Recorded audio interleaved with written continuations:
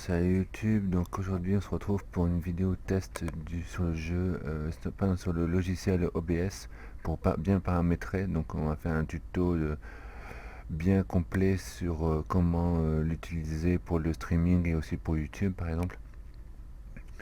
Donc tout d'abord on a besoin d'internet pour savoir la connexion, donc au niveau du débit en upload, donc le débit montant.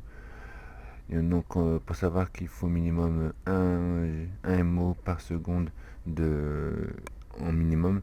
Le minimum requis c'est 1 MO en upload, et après c'est ça minimum. Après vous pouvez avoir 10, 15, plus vous en avez mieux c'est pour pouvoir proposer une meilleure qualité.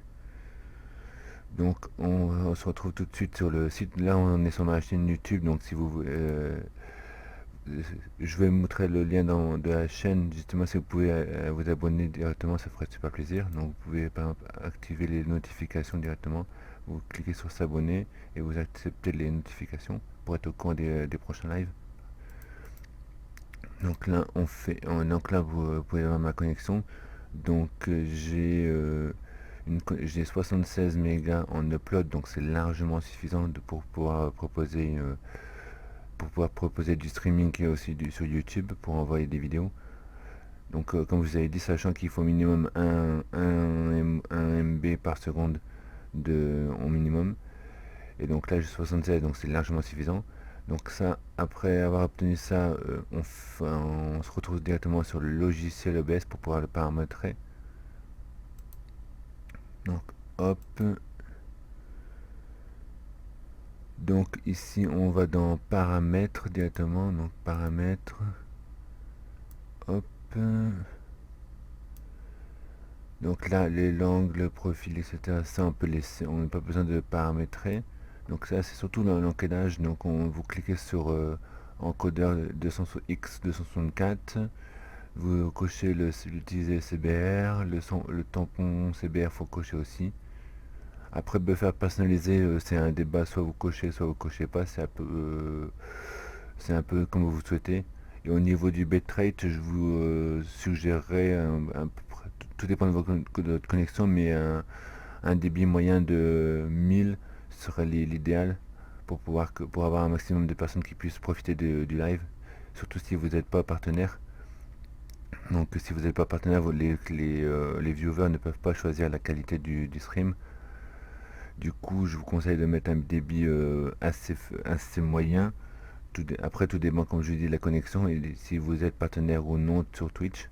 Après l'audio, on peut partir on a du 48 à 320, je vous conseille du 128, c'est le moyen, voilà.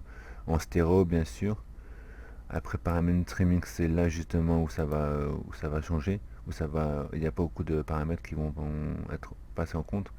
Donc streaming en direct, on va sur service de stream sur Twitch ou alors sur YouTube, par exemple, vous pouvez voir YouTube directement là. L'URL, vous choisissez l'Europe, bien sûr, Paris ou Londres, ça dépend du ping que vous avez. La clé du stream, vous le trouvez directement sur votre chaîne Twitch dans le tableau de bord.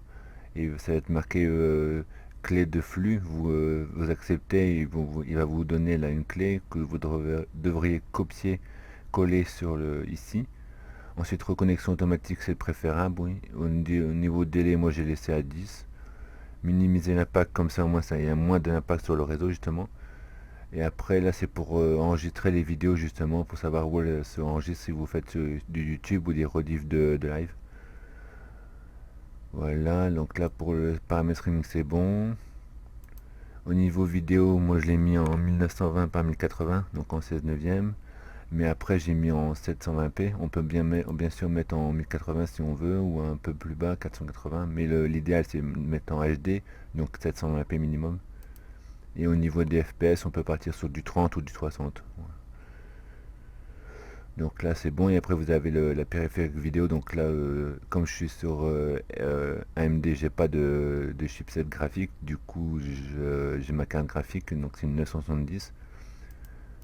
Après au niveau de l'audio, là c'est vos périphériques audio. Donc moi j'ai un Turtle Beach, donc le parleur et le microphone Turtle Beach.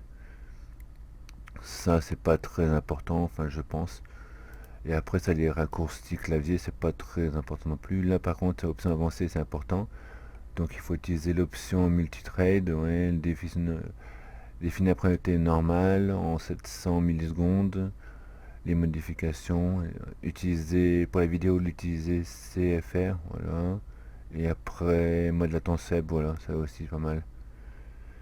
Et après, je pense que c'est bon.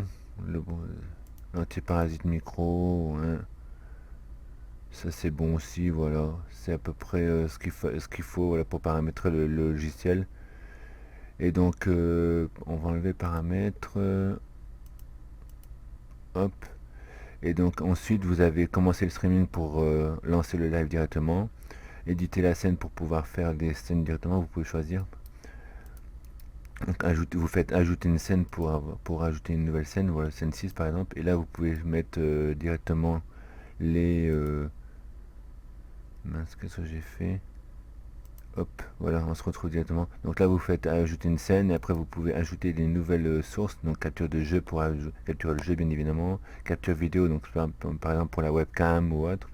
Ça, c'est pour, par exemple, pour Twitch, pour avoir plus de facilité pour montrer vos, par exemple, les alertes follow, les alertes de dons, etc. Donc texte, c'est assez facile à comprendre. Donc ça, pour ajouter du texte, diaporama, diffuser un diaporama, une image, capture d'écran pour capturer son écran total, et capture de la fenêtre pour capturer une fenêtre bien précise.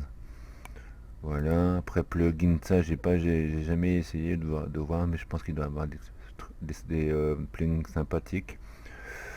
Et donc après, donc là pour pouvoir lancer sur le stream, sur Twitch ou sur YouTube, vous faites commencer le streaming. Et donc là vous pouvez voir que mon débit est en vert, donc ça c'est nickel. Donc si le vert c'est qu'il n'y a aucun problème. Le FPS, donc j'ai mis 60. Et l'image perdue, c'est là où vous avez des drops. Donc si c'est 0, c'est que ça marche nickel. Si vous avez des images perdues, c'est qu'il y a un souci de connexion. Peut-être diminuer le débit que vous avez mis plus tôt dans la vidéo que je vous avais parlé du débit 1000. Je vous avais dit de mettre 1000 par exemple, tout dépend de la connexion que vous avez justement. Donc si vous voyez que c'est rouge, ou vous devez baisser un petit peu. Et si c'est toujours vert, c'est que vous avez trouvé un bon débit en fond, avec la connexion que vous avez. Et donc là après l'enregistrement, c'est pour enregistrer la vidéo que vous faites par exemple sur Twitch ou sur YouTube, hein, pour diffuser une vidéo YouTube. Et on peut aussi faire un test de streaming. Donc ça c'est quand il n'y a pas de live en cours. Vous pouvez tester pour voir si ça marche tout bien avant de lancer le stream. Et après quitter OBS, voilà, directement. Donc voilà. Et je fais une petite pub aussi vite fait pour ma chaîne YouTube, de YouTube justement. Hop, et donc c'est Alex le Sudiste. Donc si vous pouvez vous abonner si le contenu vous intéresse, n'hésitez pas, c'est gratuit, c'est facile. Après aussi, il y a ma chaîne Twitch, donc c'est Alex Gamer 66, et mon Twitter c'est Alex Gaming 06. Voilà, de toute façon tous les liens sont dans la description, donc si vous avez des questions ou what, n'hésitez pas à les poster dans l'espace commentaire, je me ferai une joie d'y répondre. Donc si vous avez des questions à propos du paramétrage du logiciel OBS, ou des questions sur le streaming, sur Twitch, sur YouTube, n'hésitez pas à le mettre dans l'espace commentaire.